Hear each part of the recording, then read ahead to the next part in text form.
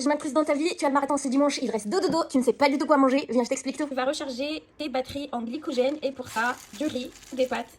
Tu vas me dire qu'est-ce que c'est que les réserves en glycogène? Eh bien le glycogène c'est tout simplement ton kérosène qui va te permettre de courir les 42 km sans tomber dans les pommes. Par notre métabolisme déjà, pour notre survie du quotidien, on mange de cette énergie-là, donc il faut toujours la maintenir rechargée.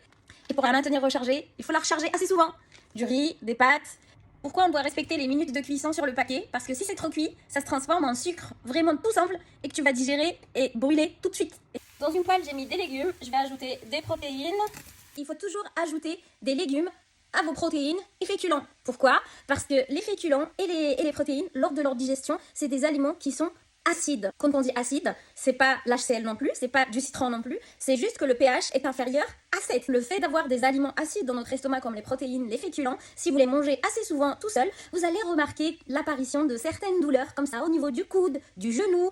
Eh bien, c'est une inflammation. Ces inflammations, eh bien, passent dans le sang parce que le sang devient à son tour acide. Et le fait qu'il devient acide, eh bien, tous ces petits liquides-là du corps vont devenir un petit peu acides. Encore une fois, on ne parle pas d'HCl ni du citron. On parle juste d'un pH qui est inférieur à 7. Et ce pH-là, qui est inférieur à 7, va se retrouver, par exemple, dans vos articulations. C'est ce qui fait l'apparition de ces petites douleurs un peu gênantes au niveau des articulations. Du sel, du poivre, de l'ail, du paprika, la persillade, donc c'est un mélange de persil et d'ail, du lait de coco, j'ajoute le risotto.